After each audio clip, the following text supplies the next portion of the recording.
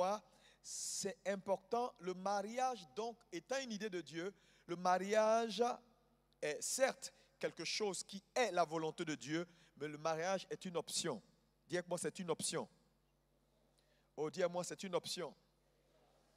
Le mariage est une option parce qu'elle n'est pas indispensable pour accomplir la volonté de Dieu.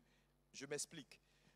Dieu est celui qui a initié le mariage, mais il a rendu le mariage optionnel.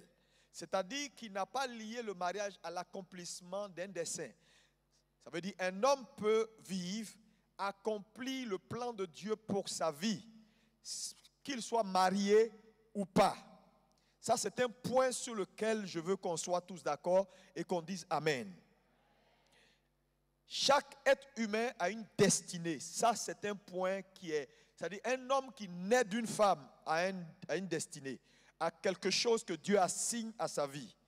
Mais ce quelque chose que Dieu assigne à sa vie, le mariage n'est pas un élément c'est-à-dire obligatoire pour pouvoir accomplir ce but-là.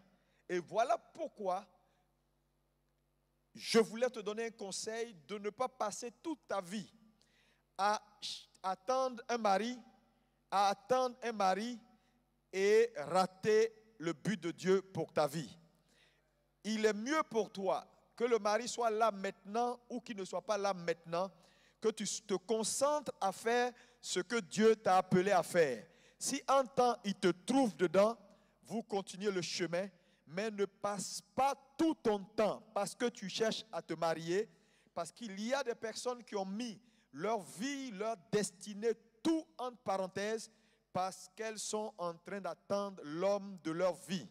Je vois des sœurs, même dans l'église, qui n'ont plus de zèle pour l'œuvre de Dieu, qui ne font rien, qui attendent juste un mari. Tous les sujets de prière, je veux me marier. Tu parles avec elle 10 fois, je veux me marier. Tu lui demandes de faire quelque chose pour Dieu, je veux me marier d'abord. Tu lui demandes, tu habites où? Non, je suis chez ma maman, j'attends mon mari. C'est-à-dire, elle n'a plus d'idée, elle n'a plus de vision, elle n'a plus rien. Même quand elle veut prendre une initiative d'acheter une maison, elle attend son mari.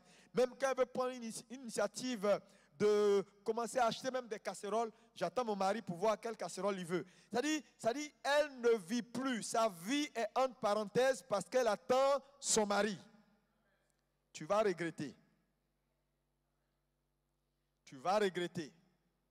Parce que Dieu t'a d'abord fait pour un but. Quelqu'un me dit Amen. Dis avec moi destinée. C'est très important parce que ce point-là, parce que, ah non, quand je vais me marier, je vais faire comme ça. Il n'est pas encore venu, fais ce que Dieu t'a appelé à faire. Fais le travail. Même si tu dois bâtir, bâtis. Si tu es appelé à construire des gratte-ciel, construis les gratte-ciel. Si tu dois être directeur général d'une société, sois directeur général. Je veux dire que rien ne t'empêche maintenant même de faire pleinement ce que Dieu t'a appelé à faire. Si l'homme vient se fixer, il s'est fixé. C'est mieux qu'il te trouve à la tâche, qu'il vienne et qu'il te trouve assis. Est-ce qu'une femme peut me dire Amen? Donc le mariage est optionnel parce que vous allez voir dans la Bible, beaucoup de gens ont accompli des choses exceptionnelles, ils n'étaient pas mariés. Donc, le mariage est certes bon, est certes la volonté de Dieu, est certes une idée de Dieu, mais elle reste optionnelle. Elle n'est pas indispensable pour accomplir la volonté de Dieu. Dis ça à ton voisin, elle n'est pas indispensable pour accomplir la volonté de Dieu. Alléluia. Lis-moi Matthieu 19, à partir du verset, disons, 9. Vas-y.